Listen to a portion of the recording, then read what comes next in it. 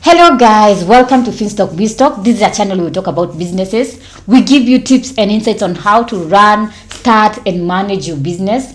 And today we're going to be talking about conflict. Most of the times you find that in the workplace there arises conflict. But how to solve a conflict is something that not many people know how to. And today we're going to be discussing how do you solve a conflict in the workplace. Because many a times you'll find yourself, you're stepping on each other's toes, you're finding you're on the wrong side of each other and your shoulders are rubbing and you find that most of the times you're having conflicts. But now how do you really solve this conflict? So today we're going to be talking about we're going to be talking about that. I'm going to be giving you 4 steps you really need to follow when you want to solve a conflict amicably. So one of the steps you need to follow is communication. And when you're talking about communication, we are talking about now expressing how you feel about the situation. How do you really feel about the situation? Because when the conflict started, there is maybe something that went wrong. You need to communicate. I did not like the way you did this.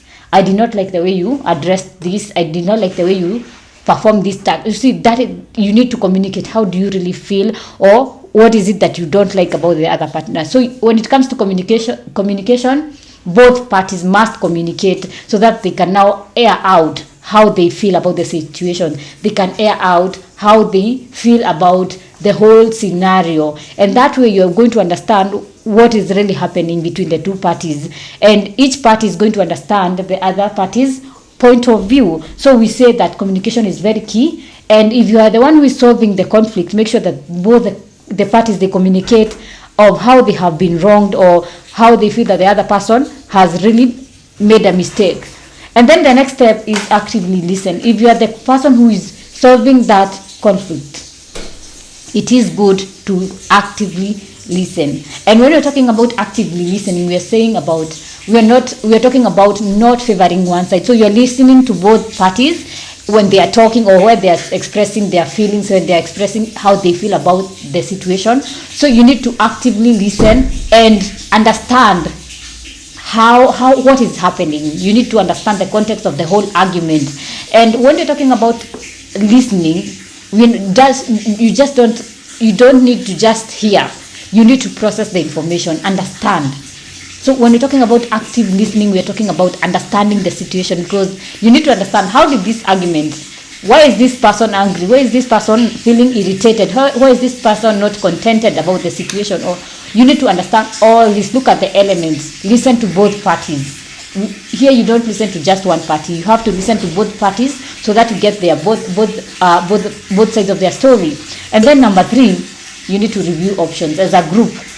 That is you and the two parties. You need to now review the options.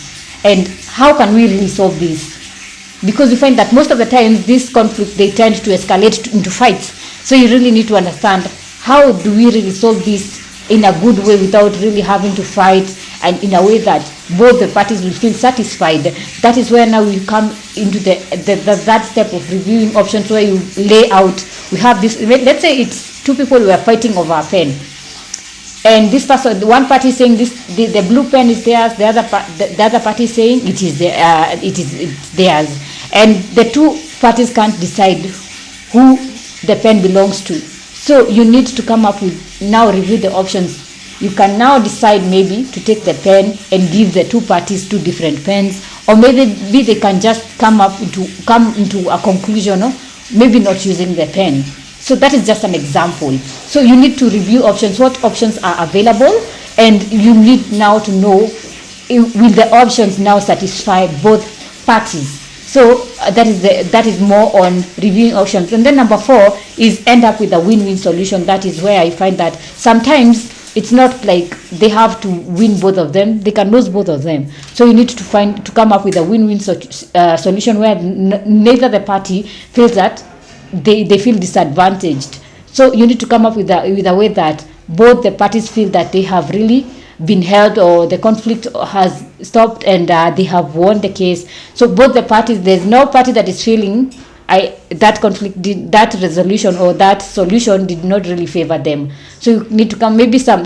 parties will need to compromise, or both of them will need to compromise. So sometimes when we're saying about the win-win solution, sometimes the parties will find that both of them will lose. Like let's say in the scenario of the pen, you find that if you take the pen that they are fighting for, both of them have lost the pen, but you have come to a win. Neither of the party has gone with the pen, so it's a loss, but it's a win-win solution. So that is the first step of resolving a conflict in an organization. I hope you have learned a thing or two. If you have learned something, leave a comment in the comment section, and I'll be sure to read it out.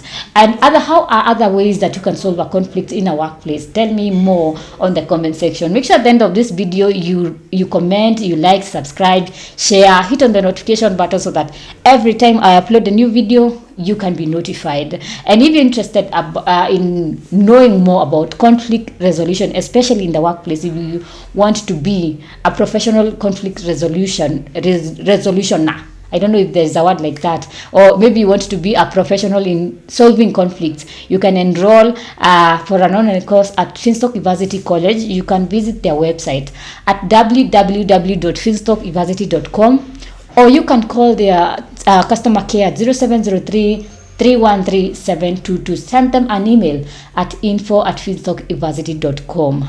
Until next time, goodbye.